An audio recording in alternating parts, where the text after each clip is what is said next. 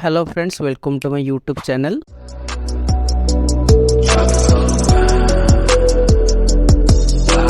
Always rolling loud when I'm posted with my troops.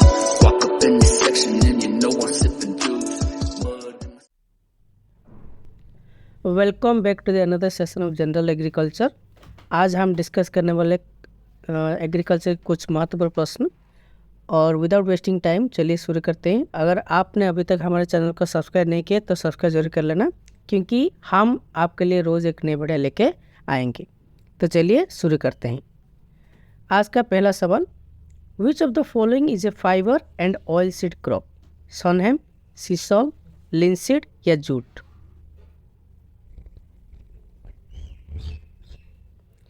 तो इसका सही जवाब है option number C, linseed. Linseed को हम फ्लैक्स नाम के भी जानते हैं, और इसका साइंटिफिक नेम है लिनम उसिटाटिसिमम।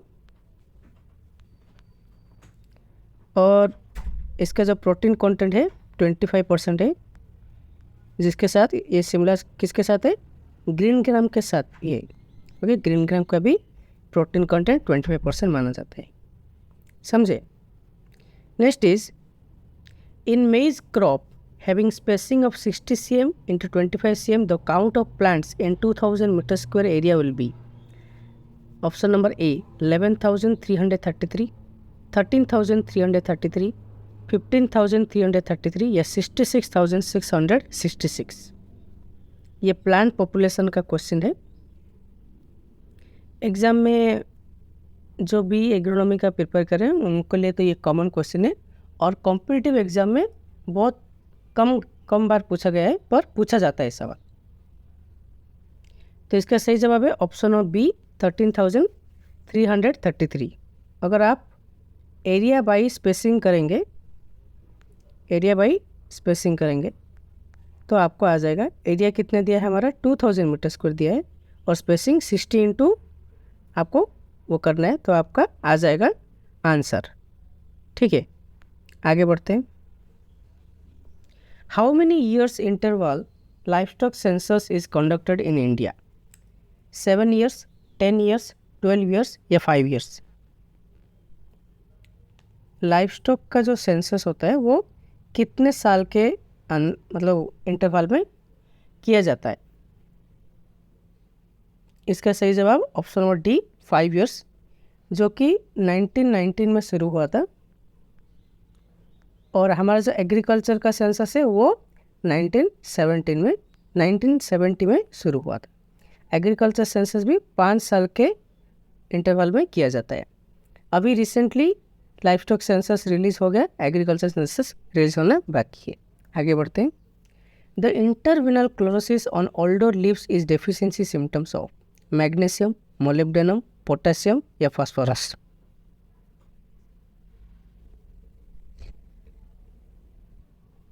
इसका सही जवाब है option number A magnesium. You can see in the picture, जो कि एक मैग्नीशियम डेफिशिएंसी वाला लीफ है।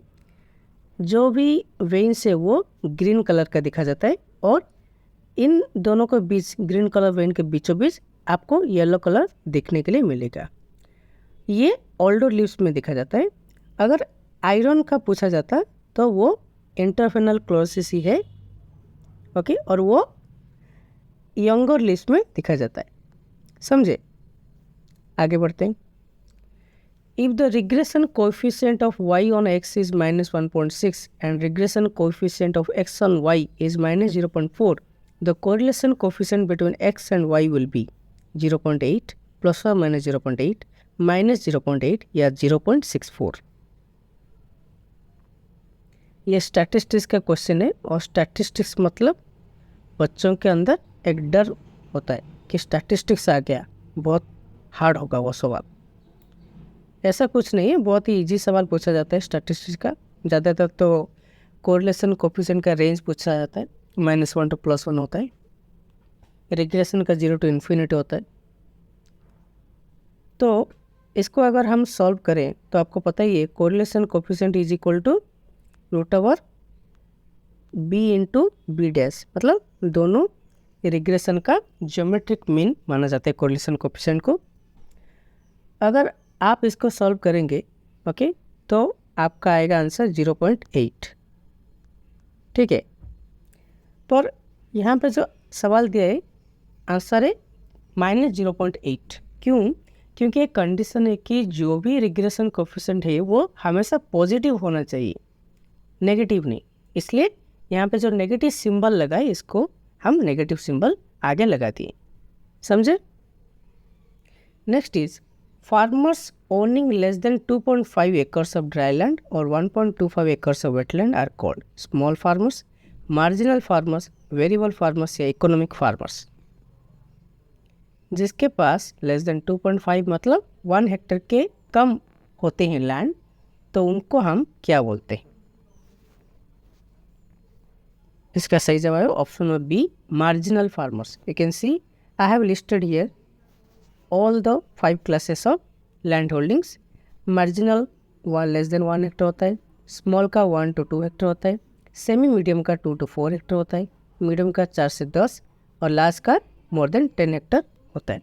इसको आप अगर रोज़ एक बार देख लेते हैं तो ये जो टेबल है आपको बहुत अच्छे से याद रह जाएगा।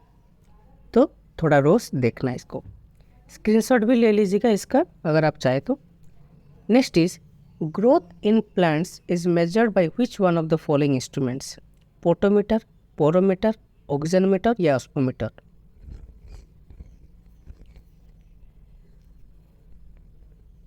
इसका सही जवाब है option number C, auxanometer. You can see in the picture, इस तरह का दिखता है ऑक्सीजनमीटर।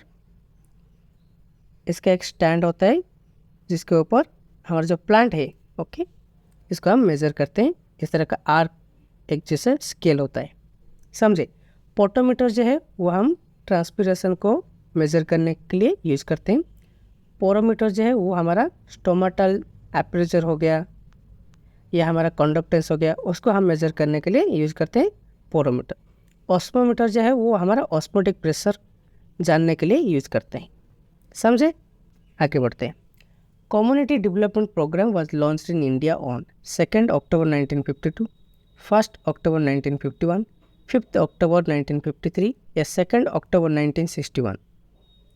ये एक्सटेंशन का सवाल है जो कि बहुत बार आ चुका है एग्जाम में और आगे भी आने वाला है। इसका सही जवाब है ऑप्शन नंबर ए, 2 अक्टूबर 1952, जो कि 2 अक्टूबर किसका जयंती होता है? गांधी जयंती होता है, गांधी जी का। इसके ऊपर और एक सवाल आता है नेशनल एक्सटेंशन सर्विस, जो कि अगले साल पड़ता है, 1953 में गिरता है वो। ये सवाल भी बहुत बार पूछा गया है। आगे बढ़ते हैं।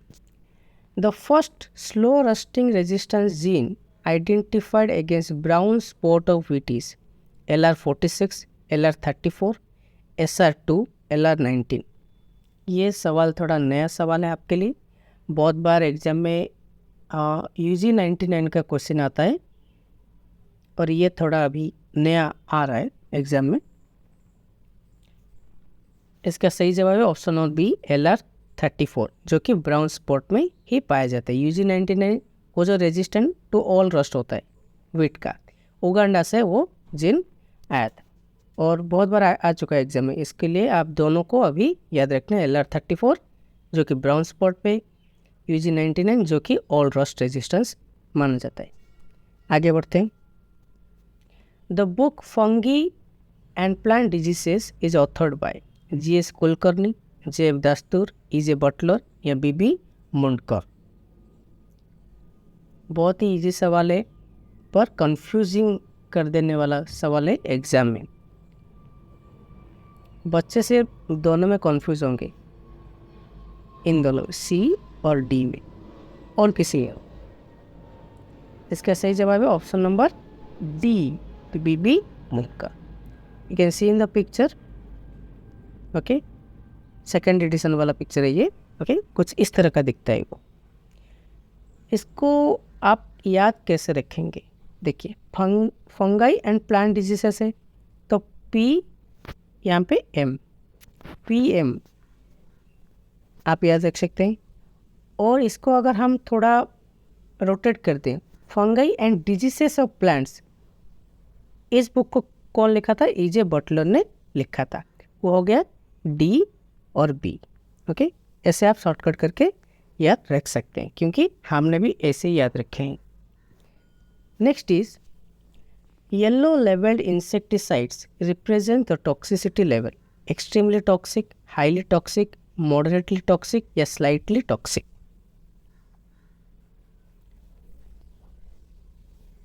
हमारा जो इंसेक्टिसाइड्स या जो भी पेस्टिसाइड्स आते हैं वहाँ पे 4 लेवल लगा जाता है, एक रेड, येलो, ब्लू और एक ग्रीन। तो उसके हिसाब से हमारा जो टॉक्सिसिटी लेवल दिए जाते हैं। तो इसका सही जवाब है option number B, highly toxic. You can see in this picture I have listed 4 level, red, yellow, blue and green. Red level जो है वो एक्सट्रीमली टॉक्सिक माना जाता है, येलो लेवल जो है वो हाईली टॉक्सिक माना जाता है, ब्लू लेवल जो है वो मॉडरेटली टॉक्सिक माना जाता है और ग्रीन लेवल स्लाइटली टॉक्सिक, मतलब सेफ माना जाता है, ये ऑलमोस्ट सेफ। समझे? आगे बढ़ते हैं। The certified seed is associated with A days colour seed tag, white, yellow, green और ब्लू। सीड टेक्नोलॉजी का बहुत ही इजी और कंफ्यूज करने वाला सवाल है ये। बहुत बार क्या होता है कि एग्ज़ाम में ये सवाल को बहुत स्टूडेंट्स गलत करके आते हैं, पर ये गलत करने वाला सवाल नहीं है। इसका सही जवाब है option number D, blue, certified blue, CB। समझे? ऐसे शॉर्टकट आप याद रख सकते हैं। और बाकी सारे कलर और शेड का भी हम दे दिए। ब्रीडर का होता है येलो और टैग साइज 12x6 होता है। फाउंडेशन सीड का वाइट होता है 15x7.5 cm²। फाउंडेशन का तो आपको बहुत अच्छे से याद रह जाएगा। फॉर एग्जांपल एक घर होता है, ओके, नया बना है, फाउंडेशन कलर कौन सा कलर का दिया जाता है? वाइट ही दिया जाता है, foundation white. Tag colour, tag size 15x7.5। Certified का अजर ब्लू अभी बताया, CB आप याद रख सकते हैं। टैग साइज 15x7.5 होता है। रजिस्टर्ड का सीट का टैग कलर पर्पल होता है और जो साइज होता है वो वेरी करता है। रजिस्टर्ड सीट जो है वो इंडिया में नहीं यूज़ करते हैं। ट्रूथफुली लेबल्ड सीट उसका कलर होता है green and tag size 15x10 cm²। इसका अगर आप चाहे तो एक ले सकते हैं, स्क्रीनशॉट ले लीजिए, रोज़ देखना इसको, ताकि ये बहुत अच्छे से आपको याद रह जाए। आगे बढ़ते हैं। Which one of the following is the variety of musk melon? Durgapur Madhu, sugar baby, Pusa Chikni या पूसा नवीन? मस्क मेलन हो या वाटरमेलन, इन दोनों में से any varieties is to ask in the exam. इसका सही जवाब है option number A, Durgapur Madhu, जो कि एक फेमस वेराइटी है मस्क मेलन का। हिंदी में और उड़िया में इसको हम बोलते हैं खरबूजा। समझे? और शुगर बेबी जो है वो वाटरमेलन का वेराइटी होता है। और इसको हम थोड़ा इजी करने के लिए एक टेबल में दे दिए वाटरमेलन और मस्क मेलन का वेराइटीज़। ओके, आप देख सकते हैं मस्क मेलन का बहुत ही इजी है। पूसा मधुरा, पूसा मधुरिमा, काशी मधु, हरा मधु, दुर्गापुर मधु, पूसा रसराज, पूसा उत्कर्ष। आप बस इतना ही याद रख लीजिए, एग्जाम में सफिशेंट है। और वाटरमेलन का देखा तो शुगर बेबी पूछा जाता है बहुत बार, दुर्गापुर मीठा पूछा जाता है कंफ्यूज करने के लिए। यहाँ पे दुर्गापुर मधु है, यहाँ पे दुर्गापुर मीठा है। मीठा मतलब वाटरमेलन, मधु मतलब मस्क मेलन। समझे? और एक पूछा जाता है पूसा बेदना पूछा जाता है वाटरमेलन का, बहुत बार पूछा गया। हमसर मिडगेट पूछा जाता है एग्जाम में। तो ये सब आपको याद रखना है बहुत अच्छे से। स्क्रीनशॉट भी ले सकते हैं आप इसका, ताकि ये आपको रोज़ देख के याद रह जाए। आगे बढ़ते हैं। The crossing of F1 progeny with the homozygous recessive parent is back cross, dihybrid cross, reciprocal cross या टेस्ट क्रॉस? अगर हम F1 प्रोजेनी के साथ होमोजाइगस रिसेसिव पेरेंट को क्रॉस करते हैं तो उसको हम कौन सा क्रॉस कहते हैं? इसका सही जवाब है option number D, test cross. इसको थोड़ा और समझ लेते हैं। ए पेरेंट होता है उसके साथ आप बी पेरेंट अगर क्रॉस करेंगे तो हमको मिलता है F1 प्रोजेनी मिलता है, जो कि एक हाइब्रिड माना जाता है। इस F1 प्रोजेनी को अगर हम रिसेसिव पेरेंट के साथ homozygous recessive RR small RR, ये होता है कैपिटल RR, समझे। अगर क्रॉस करते हैं तो इसको हम बोलते हैं टेस्ट क्रॉस। बैक क्रॉस किसको बोलते हैं? A इंटू बी है, F1 प्रोजेनी आया। F1 प्रोजेनी को अगर हम किसी भी पेरेंट के साथ मल्टीप्लाई करें, मतलब क्रॉस करेंगे, तो उसको हम बोलेंगे बैक क्रॉस। अगर किसी इंडिविजुअल को भी क्रॉस कर सकते हैं अगर उसका कैरेक्टर सिमिलर होगा इस पेरेंट के जैसे ही, तो उसको हम बोलेंगे बैक क्रॉस।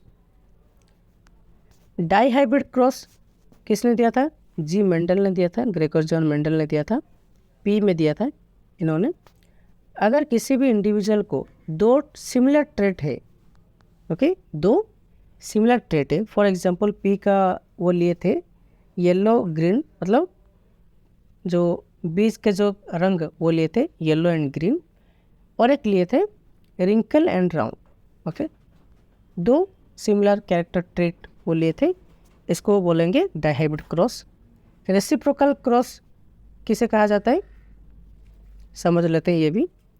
रेसिप्रोकल क्रॉस जो है हमारा जो पेरेंट होता है ए एंड बी पेरेंट होता है, इसको अगर हम रेसिप्रोकल कर लेंगे तो क्या आएगा? बी इंटू ए आएगा। तो क्या करेंगे? ए इंटू बी को हम फीमेल पेरेंट ले लेंगे, बी इंटू ए को हम मेल पेरेंट लेंगे। अगर हम इसको क्रॉस करेंगे तो उसको हम बोलेंगे रेसिप्रोकल क्रॉस, समझे। आगे बढ़ते हैं। A method that controls the shape, size and direction of plant growth is known as training, pruning, pinching या थिनिंग। बहुत ही इजी सवाल है हॉर्टिकल्चर का। अगर एक प्लांट को अगर हम साइज देना चाहिए पर्टिकुलर, तो उसको हम क्या बोलेंगे? इसका सही जवाब है ऑप्शन नंबर ए, ट्रेनिंग, समझे। और बाकी सारा भी समझ लेते हैं। प्रूनिंग का मतलब क्या होता है कि एक प्लांट है, अगर उसका अनप्रोडक्टिव पार्ट रिमूव कर दिया जाए तो उसको हम बोलेंगे ट्रेनिंग। पिंचिंग का होता है प्लांट होता है, उसको अगर हम एक पिकल के बोर्ड के साथ 2 या 3 लीफ रिमूव कर देंगे तो उसको हम बोलेंगे पिंचिंग। थिनिंग का मतलब क्या होता है? कंप्लीट अगर ऐसे प्लांट लगाए उसको कंप्लीटली रिमूव कर देना है प्लांट को और जाके किसी और जगह लगा देना, उसको हम बोलेंगे gap filling. Thinning and gap filling are both recurring operations carried out in the field, समझे। तो आज के लिए बस इतना ही, अगले क्लास में मिलेंगे कुछ और नया सवाल के साथ। Thanks for your time. अगर आपने अभी तक हमारे चैनल को सब्सक्राइब नहीं किए तो सब्सक्राइब बटन साइड पे ही है, आप वहाँ पे क्लिक कीजिए और नोटिफिकेशन बटन जो है वो आप क्लिक करेंगे तो जब भी हम एक नया वीडियो के साथ आएंगे आपको नोटिफिकेशन मिल जाएगा। Thanks for your time. Thank you guys. For more updates join our telegram group AgriBuzz. The link is in description box. Please check it out.